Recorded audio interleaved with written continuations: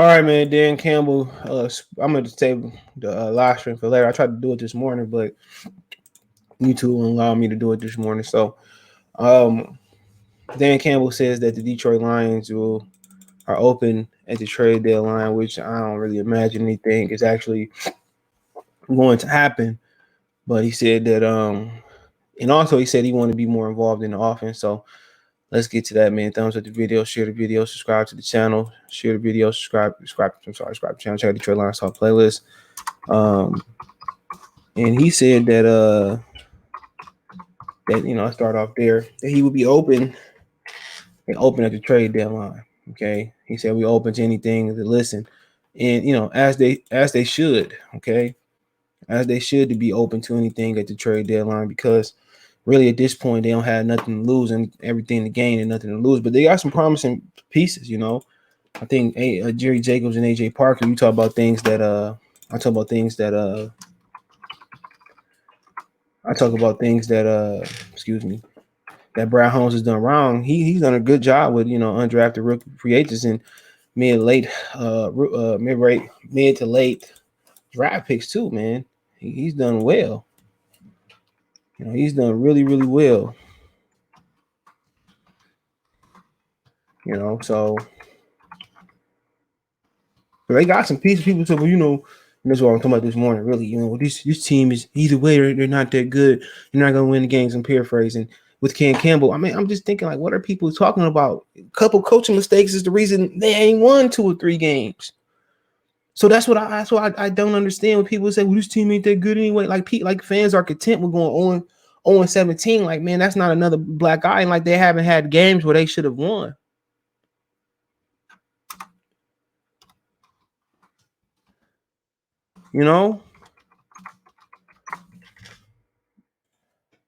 That's my thing.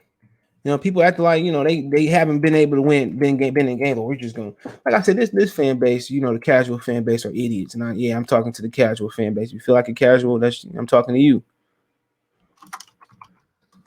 You know, you know.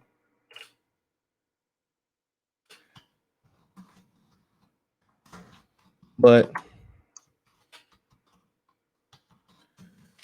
that's something that they kind of got to figure out. Like I said before, this people say, well, you look up, well, tell me anything. Well, that talent was good enough to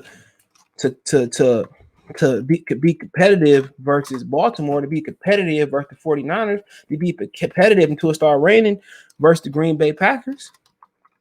I think David Blog can win the game. I think David Blog can win the game. Okay, what they saying, bro? This team is good enough to win right now, to win a couple games. But people, either way, they're not good. I'm telling you, man, the fan base are idiots. The majority of them.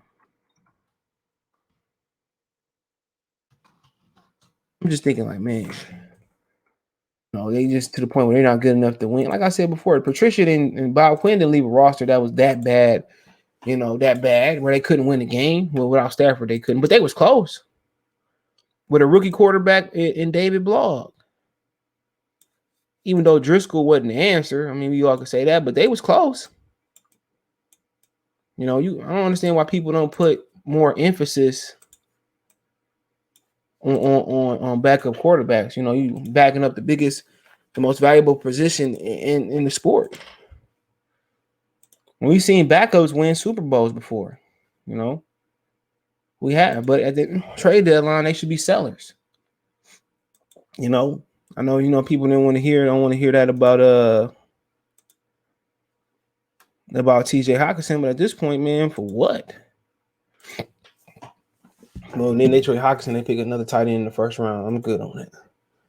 You don't pick tight ends in the first round unless they Kyle Pitts. And that's my rule of thumb. Unless they Kyle Pitts, you don't take tight ends in the first. I mean, they should. DeAndre Swift just proved to y'all that he can't carry the load without he just proved to y'all that he can't carry the load without Jamal Williams. And people don't want to listen. People think they know everything. I don't never admit that I know everything, but when I feel strong about about certain opinions, I tell you guys, and a lot of times they be right. A lot of times they be right.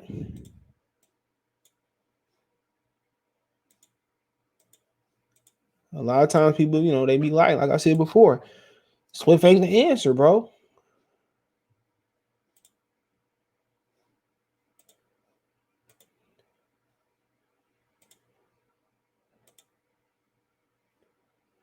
He ain't the answer. So I don't care what y'all say.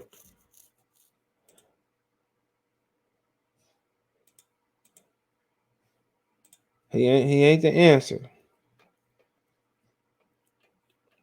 Now we're moving forward. He's part of the answer.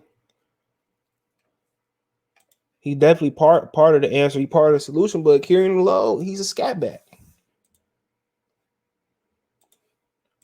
But people don't want to listen.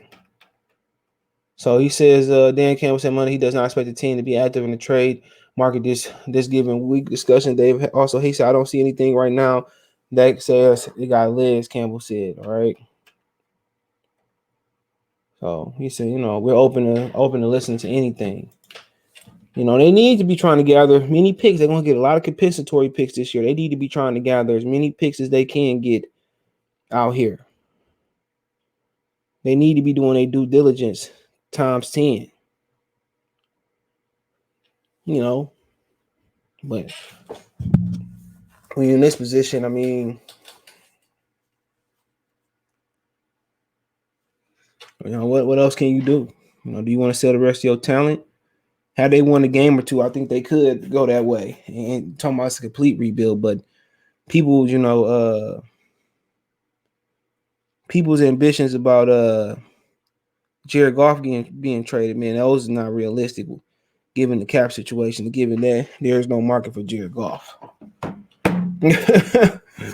There's no market for Jared Goff. So, like I said, I don't expect them to be active or to be sellers or buyers, especially what they haven't won a game yet. So, I mean, if you haven't won a game yet, how can you sell the rest of your talent when you can wait to win the game and do it in the offseason? You know what I'm saying? Obviously, it's no suitors for Trey Flowers. He'll be cut this offseason or whatever, traded later this offseason. You know what I'm saying? So, I mean, that is what it is. I don't expect, if he ain't gonna be moved by 4, he gonna be cut next year, or somebody want to trade for him in the offseason. So, people don't see no legs with him neither because he ain't that good. The day he got signed, people were saying, "Well, you got to be more positive." They same thing with Jared Goff.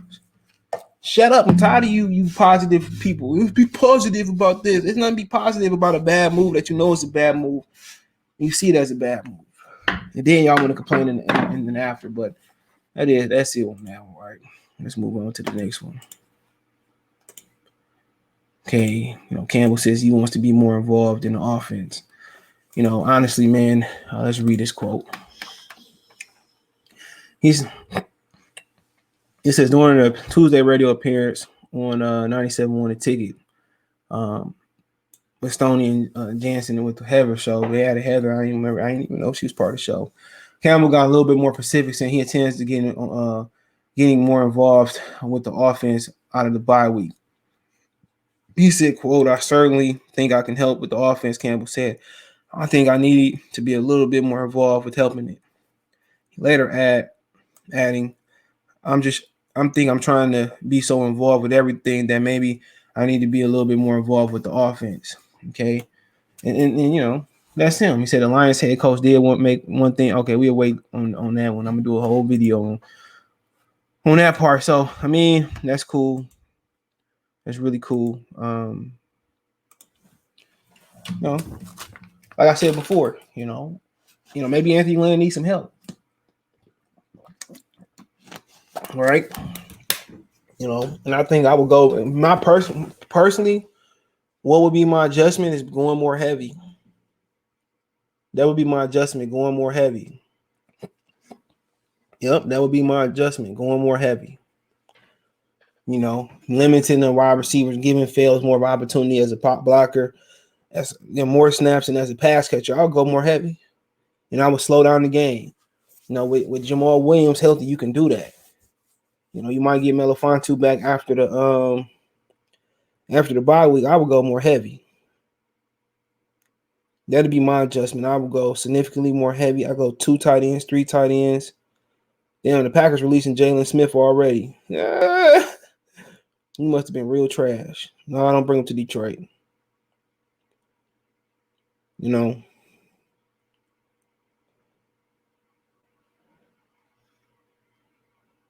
But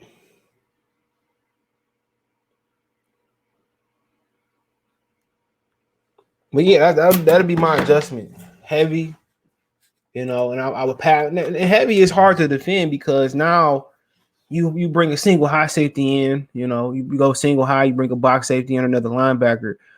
And with Hawkinson, you can stretch the field. Golf feel comfortable throwing down the field. You can do a lot of things. You can work fails underneath. You can stretch with fails with that big basketball body. I mean, you can run inside. You can run outside. The thing about them stacking the boxes when you put a hat on the hat. If the running back can make somebody miss, really a lot of times he going for a significant gain or he going to the house. So that'd be my little thing, bro. I would go more heavy. All that shotgun, spread it out crap. I would go more heavy, and I would force these teams that run a lot of nickel back, a lot of dime. I would force them to put in bigger personnel. I personally put in more linemen, more linebackers, 5-2, 4-4, 4-3, 3-4.